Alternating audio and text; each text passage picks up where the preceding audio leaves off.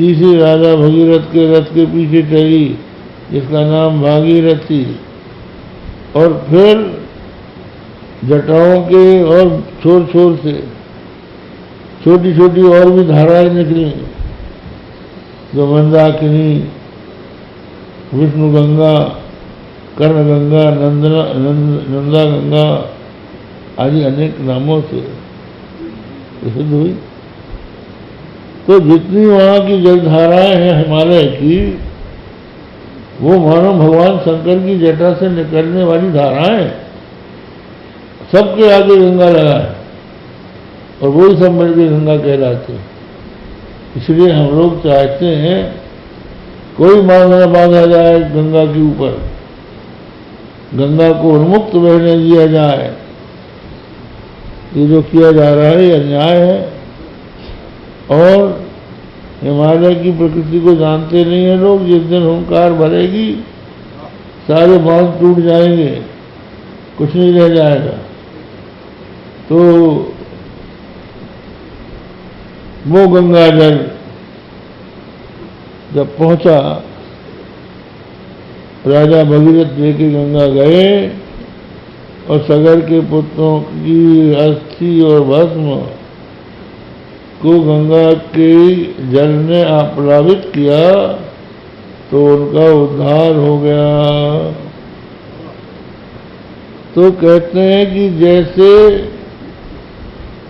जो गंगा भगीरथ गंगा लाया उसका उद्धार हुआ, और जिन सगर के पुत्रों के लिए लाया उन सगर के पुत्रों का उद्धार हुआ, और जो आज उसमें स्नान करते हैं, उसका दर्शन करते हैं, उनका उद्धार हुआ। गंगा के दर्शन से ही पुण्य होता है।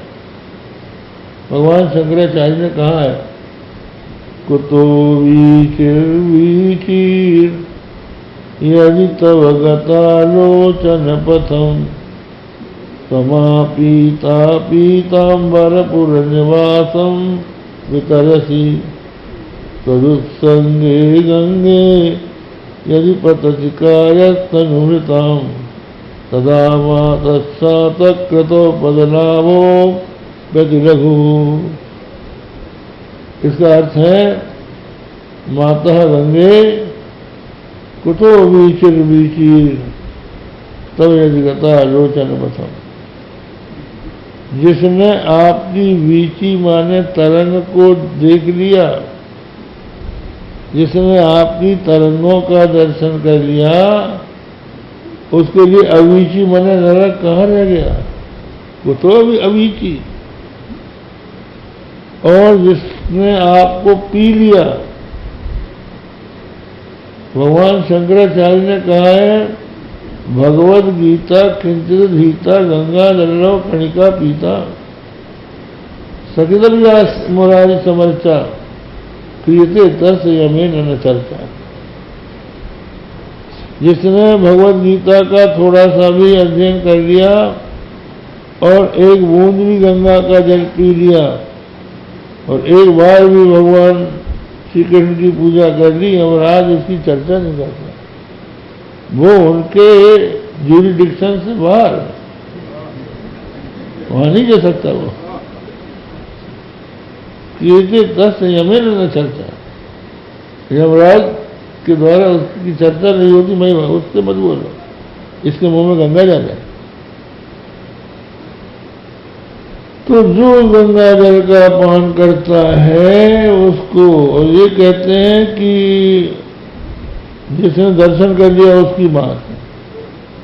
और तदुत्संगे गंगे यदि पदस्पाय तनुमृताम तदा मातस्सा तकृतो पदलाभो व्यतिलघु।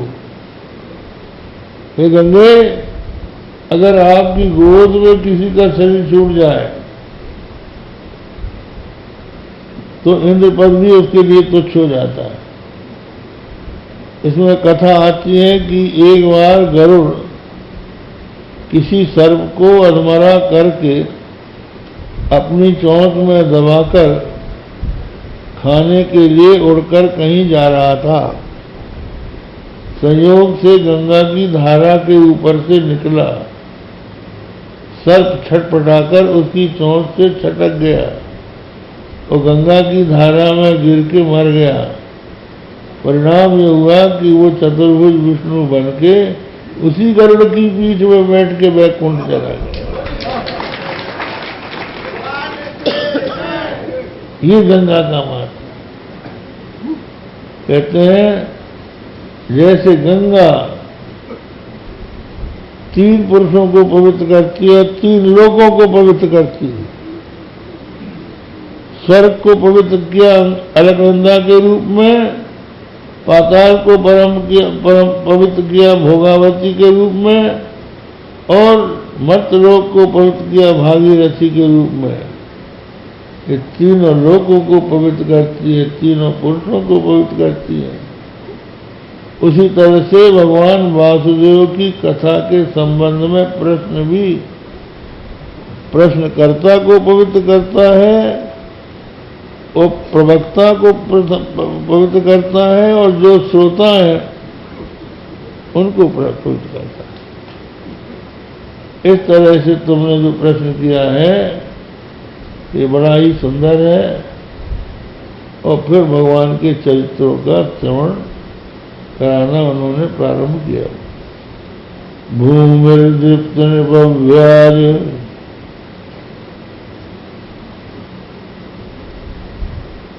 भूमिर्दृप्त निपव्याज दैत्यानीक शतायुतई आक्रांता भूरि भारेण ब्रह्मांडम शरणम ययऊ। ये जो भूमि है, धरती, ये धरती हम लोगों की माता है। इसको क्षमा कहते हैं। इसमें बैठ के हम कुछ भी करें, धरती हमको क्षमा गोदी से उतारती नहीं है। लेकिन कभी कभी उतर भी जाते हैं लोग। कहते हैं दुर्योधन को भगवान श्री कृष्ण ने समझाया कि दुर्योधन मान जाओ, पांडवों से मित्रता कर लो, उनका खोया हुआ राज उनको लौटा दो, हमारा कहना मानो। नहीं माना। भगवान ने बतलाया कि ऐसा करना उचित नहीं है। फिर तो बातें हुई। अंत में युधिष्ठिर को भीष्म ने समझाया, यो सत्सेवी वृथाचारा न श्रोता सुहृदां सताम परान् वृणीते स्वाम दृष्टि तम गौ त्यजति भारत। जो व्यक्ति असत सेवी दुर्जनों की मंडली में रहता है, असत सेवी उसको कहते हैं, जिसके यार दोस्त दुष्ट होते हैं।